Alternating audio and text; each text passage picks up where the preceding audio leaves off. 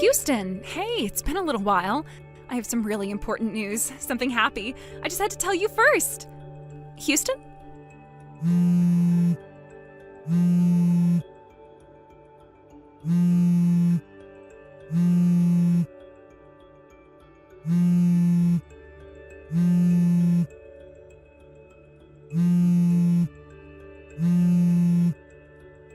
Come on, Houston, pick up already.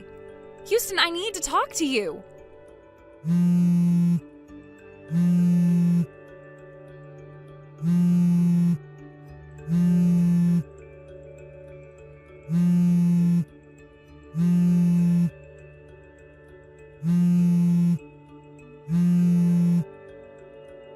Houston! What the hell? Stop blowing up my phone. You're being way too pushy. No, this is something you need to hear from me. I had to be the one to tell you. Tell me? Yes, believe it or not, I'm pregnant, and it's your baby. What? I found out after we broke up. At first I wasn't sure if I should say anything. I hesitated, went back and forth on it, and, well, here we are 6 months later. I'm 24 weeks along now. No, wait, hold on. That makes no sense. We weren't even sleeping together for months before we broke up. There's no way that baby is mine. It just doesn't add up. If anything, it's probably that other guy, the one you were clearly cheating on me with. Ugh, I knew it. You really don't remember, do you? Remember what? The night we broke up, you came to my apartment. We talked, argued really, had drinks, and then you stayed the night. What are you even talking about? That night, you got emotional. You said, I don't actually want to break up with you. I don't think you remember saying it, but you did. You said it more than once. No, there was no way that happened. Even if you think it didn't happen, it did. It's the truth, and you can't deny it just because it's inconvenient. Face it. Take responsibility and marry me. Marry you? Not a chance! Why not? What's wrong with doing the right thing? Even if you're really pregnant, there's no way that child is mine. That much I'm sure of. I am pregnant with your baby. I'm the one carrying it. I know. There's no escaping this, Houston. Please, just accept reality. You're going to be a father, whether you like it or not. You knew I don't drink, right? What? I never drink, and that night you're talking about when we supposedly drank and slept together, your whole story falls apart. So explain the contradiction, because right now it sounds like you made this up just to trap me. I don't understand why you're saying this. Please believe me, Houston. No! I'm done listening to lies from someone who cheated behind my back and now wants to throw a fake baby story in my face. I'm not marrying a liar. I'm not playing house with someone who couldn't even stay loyal. Houston, please. Don't ever contact me again.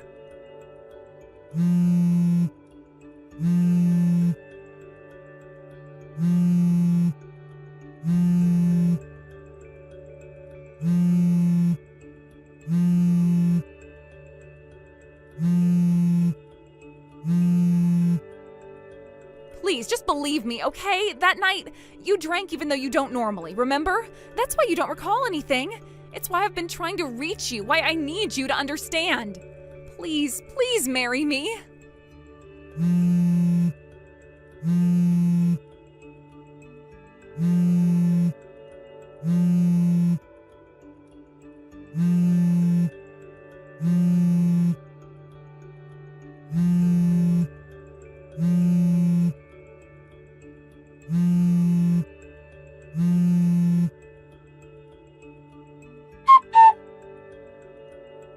Houston, hey, I just wanted to let you know the baby in my belly is growing strong and healthy. Everything's going really well. Want to see the ultrasound photo? No! Hell no! And seriously, stop contacting me! Oh, come on. If you really didn't want to hear from me, you would have blocked my number already. So, obviously, that means you're actually waiting to hear from me, right? That's not it at all. The only reason I haven't blocked you is because I'm honestly scared of what you'll do if I do. Your behavior has gone completely off the rails. Wow, scared? Really? That's a pretty cruel thing to say to a pregnant woman. You do realize stress is bad for the baby, right? Maybe stop throwing verbal abuse at someone who's literally carrying your child? Then stop messaging me. It's that simple. I can't do that. You're the father of this child. That means it's only natural for us to stay in contact. I thought I already explained this to you. I have a severe alcohol allergy, not just an intolerance. What? I mean it! It's not just that I get a bit dizzy or nauseous when I drink. If I have even a sip of alcohol, I go straight into anaphylactic shock. It's a medical emergency every single time. I could literally die. So the whole story you told about me drinking and sleeping with you that night, that's medically impossible. There's just no way that happened. That's ridiculous. I've never even heard of someone with an alcohol allergy that severe. Just because you've never heard of it doesn't mean it's not real. It is. I've lived with it my whole life. My friends know. My family knows. I carry an EpiPen. It's documented. Okay, sure, whatever. But anyway, can we circle back to the real topic? When are we getting married? What? Look, you might not like me very much right now, but let's be practical. Having a baby is expensive. There are hospital bills, baby supplies, insurance, paperwork. I need you to step up and take responsibility as the father. So naturally, I'm expecting us to get legally married before the baby's born. I'm gonna say this one last time. I am not the father of that baby. There is 0 chance that kid is mine. If you really believe otherwise, then fine, let's do a DNA test. Are you seriously trying to threaten me? It's not a threat. I'm trying to prove to you once and for all that I have nothing to do with this. I want the truth out there. I want you to stop spreading lies. Yeah, keep yelling. Honestly, the way you're acting, it's hard to imagine you as a dad. You're so immature. Still, I guess having a bad father is better than no father at all. So hurry up and start acting like a real parent, okay? Can you stop talking over me for 2 seconds and actually listen to what I'm saying? You know what? I've got stuff to do. I don't have time for your nonsense right now. Hey! Hey, Raina!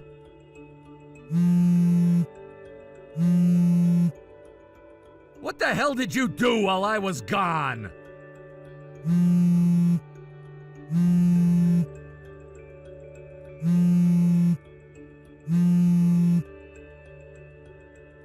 What? You broke into my apartment without permission, didn't you? Huh? How the hell did you even get in? I took back the spare key, remember? Oh, that key? Yeah, when you first gave it to me, I made a copy. A copy? Are you kidding me? Relax, I returned the original like you asked. That was our deal. I didn't break it. You didn't think secretly making a duplicate was a violation of trust? Let's not nitpick. Anyway, I think it's finally time we submit our marriage registration, don't you?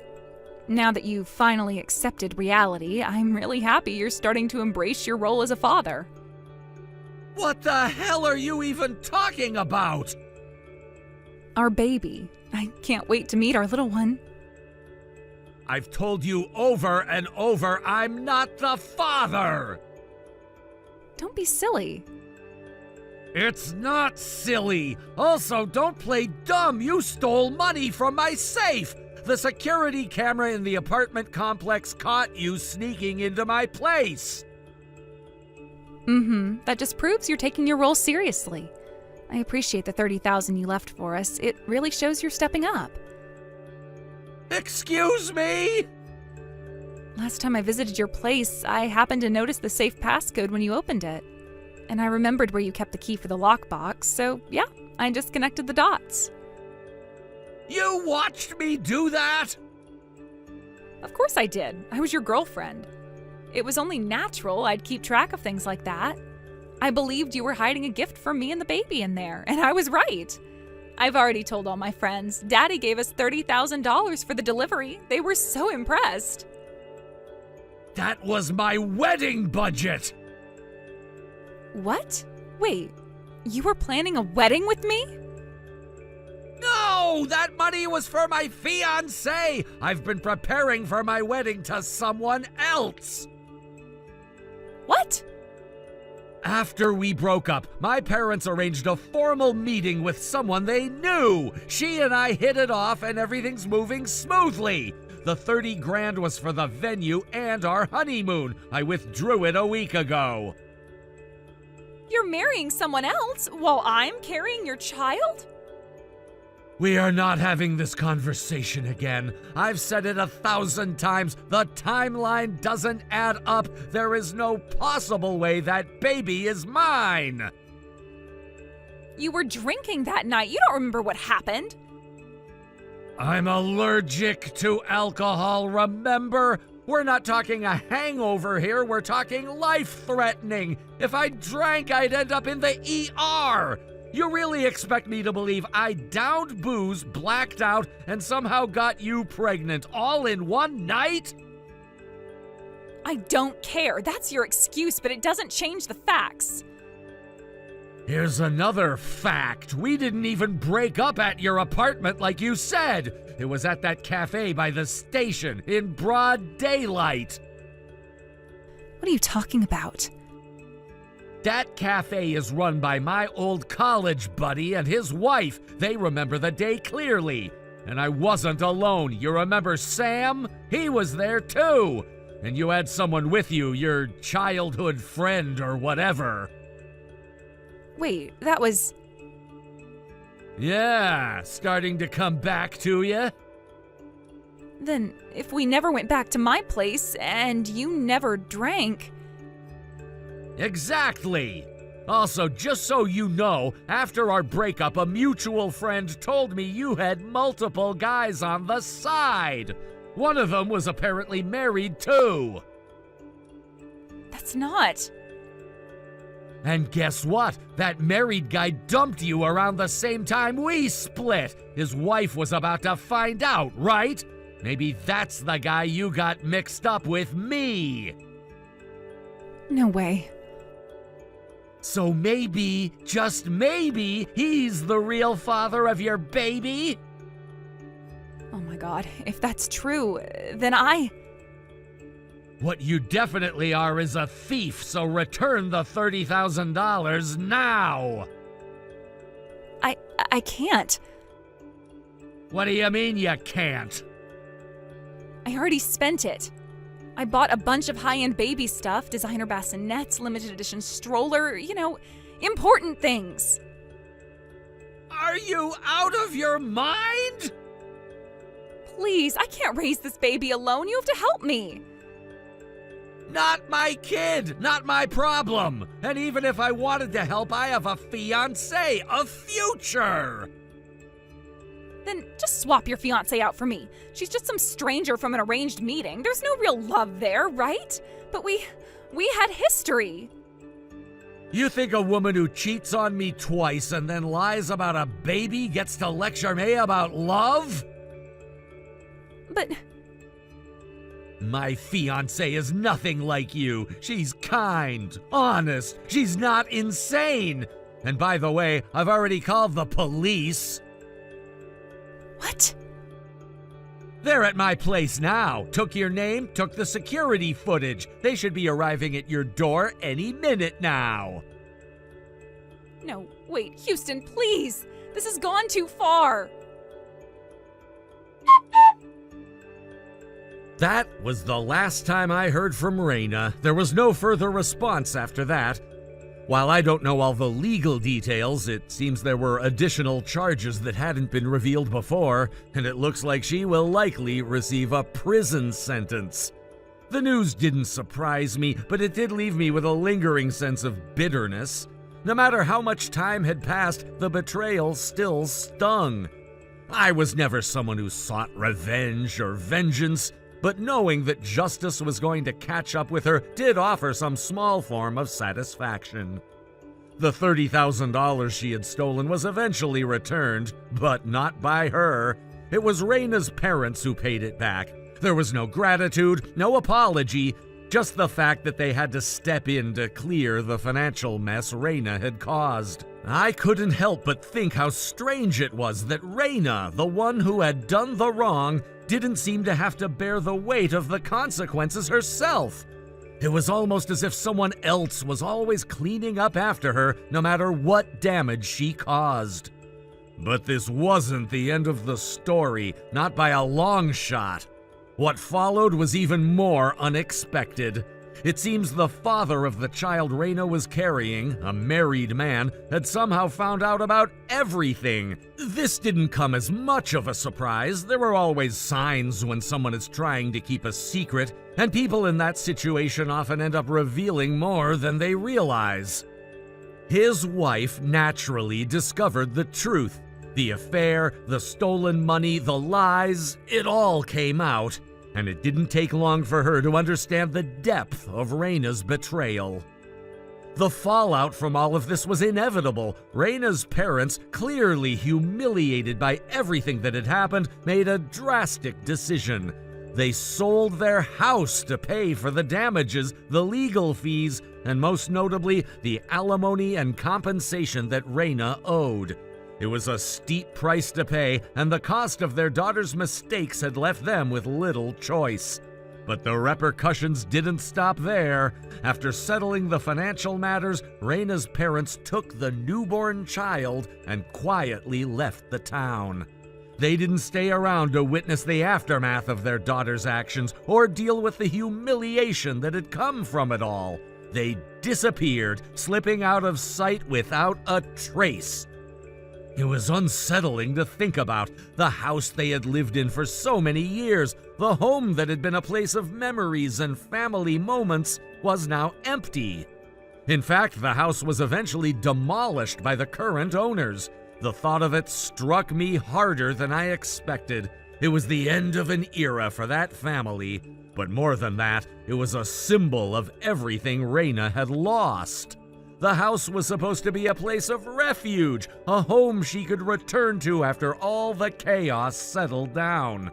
But when she eventually served her prison sentence and was released, what would she return to? What would be left for her? The house would be gone. Her family, the ones who had supported her through thick and thin, would be scattered. Her parents had left, and they likely wouldn't return. The daughter they had once raised, the girl they had hoped would make something of herself, was now a distant memory. How would Raina feel when she came back? Would she even have the courage to face what she had done?